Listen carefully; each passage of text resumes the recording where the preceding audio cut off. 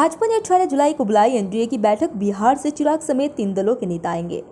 देश चुनावी मोड में आ चुका है। एक और विपक्षी पार्टियां बीजेपी को सत्ता से बाहर निकालने के लिए गठजोड़ करने में जुटी हुई है, तो दूसरी ओर भारतीय जनता पार्टी ने भी अगले साल होने वाले लोकसभा चुनाव से पहले ये संदेश देने में जुट गई है कि हमारी टीम में लोग आ रहे हैं, हमारी स्वीकार्यता सभी क्षेत्रों दलों के बीच है।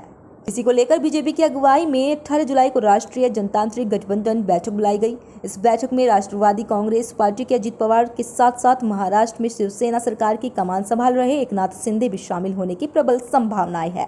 इसके अलावा लोक जनशक्ति पार्टी रामविलास के चिराग पासवान के भी शामिल होने की पूर्ण संभावना हो सकता है कि इससे पहले चिराग ऑफिशियल तौर पर बीजेपी के साथ गठबंधन की घोषणा कर दे। सीटों के मद्देनजर भारतीय जनता पार्टी का सारा फोकस महाराष्ट्र, बिहार, उत्तर प्रदेश और पंजाब के उन नेताओं और पार्टियों पर है जो पिछले साल एनडीए का साथ छोड़कर चले गए थे। महाराष्ट्र में एनसीपी शिवसेना को एनडीए में जगह दी जाएगी। यहाँ 48 सीट है। उत्तर प्रदेश में ओपी राजभर की सुहेलदेव भारतीय समाज पार्टी की भी इस कुनबे में शामिल होने की चर्चा है। यहाँ लोकसभा की 80 सीटें हैं। बिहार में जीतन राम मांझी की, हेम चिराग पासवान की, एलजेपी रामविलास, मुकेश साहनी की, वीआईपी और उपेंद्र कुशवाहा की, आरएलएसपी को भी इस बैठक में बुलाया गया है। यहाँ लोकसभा की 40 सीटें हैं। पंजाब से अकाली दल, बादल और आंध्र प्रदेश से पूर्व मुख्यमंत्री चंद्रबाबू नायडू की तेलुगु देशम पार्टी के भी इनमें आने की संभावना है।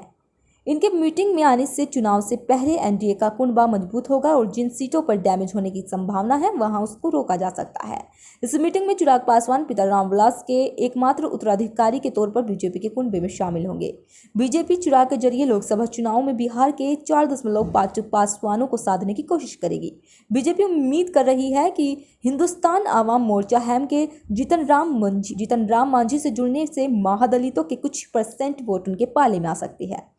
विकासशील इंसान पार्टी के मुकेश साहनी के आने से मछुआरों किसानों के वोट बीजेपी के पक्ष में हो सकते हैं। इसी बीच बीजेपी की पूर्व सहयोगी रहे तेलुगु देशम पार्टी और शिरोमणि अकाली दल से भी बीजेपी की बातचीत चल रही है। इस पूरे प्रकरण में बीजेपी यही संदेश देना चाहती है कि हम छोटे दलों से साथ भी आगे बढ़ सकते हैं, वो भी हमारे लिए अहमियत रखते हैं। सूत्रों के मुताबिक प्रधानमंत्री मोदी के आखिरी कैबिनेट विस्तार से लोक जनशक्ति पार्टी रामविलास के अध्यक्ष और जमुई से सांसद चिराग पासवान को स्वतंत्र प्रभार मंत्री बनाया जाएगा।